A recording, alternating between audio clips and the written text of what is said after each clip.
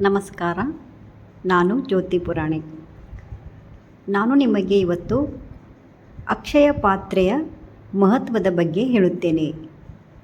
ಈ ಅಕ್ಷಯ ಪಾತ್ರೆ ಒಂದು ದೈವಿಕ ಪಾತ್ರೆಯಾಗಿದೆ.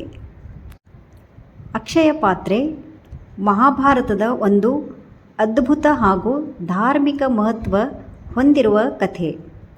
ಇದು ಭಕ್ತಿ, ದಾನ ಮತ್ತು ದೇವರ ಕೃಪೆಯ ಮಹಿಮೆ ತೋರಿಸುತ್ತದೆ. ಅಕ್ಷಯ ಅಂದರೆ ಕ್ಷಯವಾಗದ ಎಂದರೆ ಎಂದಿಗೂ ಕಡಿಮೆಯಾಗದುದು, ಎಂದಿಗೂ ಮುಗಿಯಲಾರದು. ಅಕ್ಷಯ ಪಾತ್ರೆ ಎಂದರೆ ಎಷ್ಟು ಜನರಿಗೆ ಊಟ ಕೊಟ್ಟಿದ್ದರೂ ಆಹಾರ ಕಡಿಮೆಯಾಗದ ದಿವ್ಯ ಪಾತ್ರ. ದೇವರಲ್ಲಿ ಭಕ್ತಿ ಇದ್ದರೆ ಕಷ್ಟಗಳು ನಿವಾರಣೆಯಾಗುತ್ತವೆ. ದಾನ ಮತ್ತು ಅತಿಥಿ ಸತ್ಕಾರ ಅತ್ಯಂತ ಮಹತ್ವವುಳ್ಳವು. ಧರ್ಮದ ಮಾರ್ಗದಲ್ಲಿ ನಡೆದವರಿಗೆ ದೇವರು ಸಹಾಯ ಮಾಡುತ್ತಾನೆ ಎಂಬುದು ಈ ಕಥೆಯಲ್ಲಿ ಹೇಳಲಾಗಿದೆ.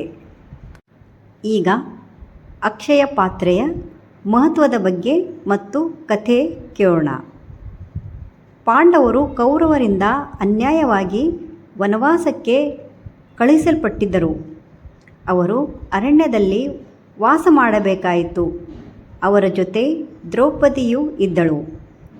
ಅರಣ್ಯದಲ್ಲಿ ಪಾಂಡವರು ಮತ್ತು ದ್ರೌಪದಿ ಅನೇಕ ಮುನಿ ಋಷಿಗಳು ಮತ್ತು ಅತಿಥಿಗಳನ್ನು ದಿನಾಲೂ ಅನ್ನವನ್ನು ಆಹಾರವನ್ನು ಮಾಡಿ ಹಾಕುತ್ತಿದ್ದರು. ಆದರೂ ಕೆಲವೊಂದು ಸಲ ಆಹಾರದ ಕೊರತೆ ಆಗುತ್ತಿತ್ತು. ಪಾಂಡವರು ಅರಣ್ಯದಲ್ಲಿದ್ದರೂ ಕೂಡ ತನ್ನ ಧರ್ಮ ಪಾಲನೆ ಬಿಡಲಿಲ್ಲ. ಅವರು ಅತಿಥಿ ಸತ್ಕಾರ ಮಾಡುತ್ತಿದ್ದರು. ಒಂದು ದಿನ ಧರ್ಮರಾಜನು ದೇವರಿಗೆ ಪ್ರಾರ್ಥನೆ ಮಾಡುತ್ತಾನೆ. ಧರ್ಮರಾಜನ ಪ್ರಾರ್ಥನೆಯಿಂದ ಸೂರ್ಯದೇವನು ಪ್ರಸನ್ನನಾಗುತ್ತಾನೆ. ಸೂರ್ಯದೇವನು ಯುಧಿಷ್ಠಿರನಿಗೆ ಒಂದು ದಿವ್ಯ ಪಾತ್ರವನ್ನು ಕೊಡುತ್ತಾನೆ. ಅದೇ ಅಕ್ಷಯ ಪಾತ್ರೆ. ಈ ಅಕ್ಷಯ ಪಾತ್ರೆಯಿಂದ ಪಾಂಡವರು ಅನೇಕ ಋಷಿಗಳನ್ನು ಮತ್ತು ಅತಿಥಿಗಳನ್ನು ತೃಪ್ತಿಪಡಿಸುತ್ತಿದ್ದರು. ಆದರೆ ಆ ಅಕ್ಷಯ ಪಾತ್ರೆಯ ಒಂದು ನಿಯಮವಿತ್ತು. ಅದು ಏನೆಂದರೆ, ಅದು ದ್ರೌಪದಿ ಊಟ ಮಾಡುವವರೆಗೆ ಅದರಲ್ಲಿ ಆಹಾರ ಇರುತ್ತಿತ್ತು. ದ್ರೌಪದಿಯ ಊಟ ಆದ ಮೇಲೆ ಅದರಲ್ಲಿನ ಆಹಾರ ಮುಗಿಯುತ್ತಿತ್ತು.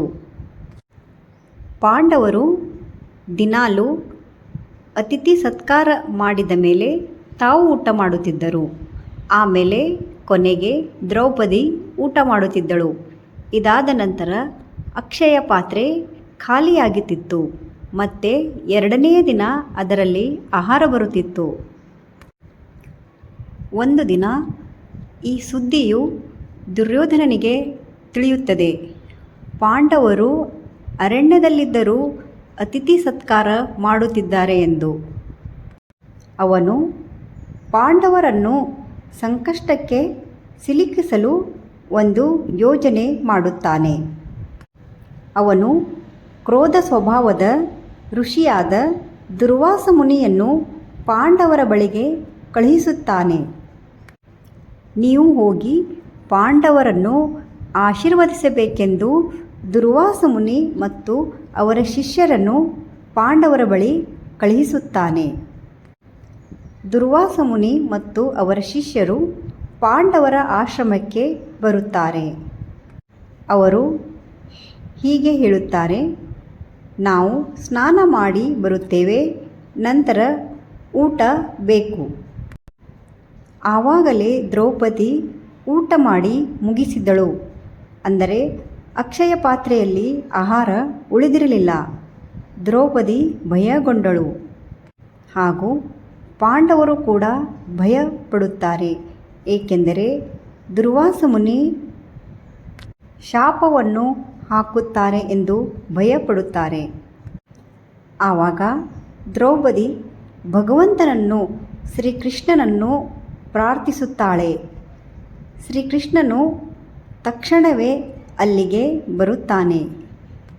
ಶ್ರೀಕೃಷ್ಣನು ಕೂಡ ಬಂದ ತಕ್ಷಣ ದ್ರೌಪದಿಗೆ ನನ್ನನ್ನು ಏನಾದರೂ ತಿನ್ನಲು ಕೊಡು ಎಂದು ಕೇಳುತ್ತಾನೆ. ಆವಾಗ ದ್ರೌಪದಿ ಕೂಡ ಕೃಷ್ಣನಿಗೆ ಹೀಗೆ ಹೇಳುತ್ತಾಳೆ, ಈಗ ಪಾತ್ರೆಯಲ್ಲಿ ಏನೂ ಇಲ್ಲ. ಆದರೂ ಶ್ರೀಕೃಷ್ಣನು ಪಾತ್ರೆಯನ್ನು ನೋಡಿದಾಗ ಒಂದು ಸಣ್ಣ ಅನ್ನದ ಕಣ ಕಂಡು ಅದನ್ನು ತೆಗೆದು ತಿನ್ನುತ್ತಾನೆ. ಆ ಕ್ಷಣವೇ ಒಂದು ಅದ್ಭುತ ನಡೆಯುತ್ತದೆ. ದುರ್ವಾಸ ಮುನಿ ಮತ್ತು ಅವರ ಶಿಷ್ಯರಿಗೆ ತಕ್ಷಣವೇ ಹೊಟ್ಟೆ ತುಂಬಿದ ಅನುಭವ ಆಗುತ್ತದೆ.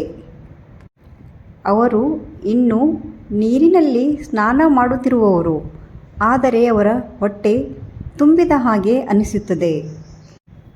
ಅವರು ಊಟಕ್ಕೆ ಬರುವ ಧೈರ್ಯವಿಲ್ಲದೆ ಅಲ್ಲಿಂದಲೇ ಹೋಗುತ್ತಾರೆ, ಪಾಂಡವರನ್ನು ಹೇಳದೆ. ಶ್ರೀಕೃಷ್ಣನ ಕೃಪೆಯಿಂದ ಪಾಂಡವರು ಶಾಪದಿಂದ ತಪ್ಪುತ್ತಾರೆ.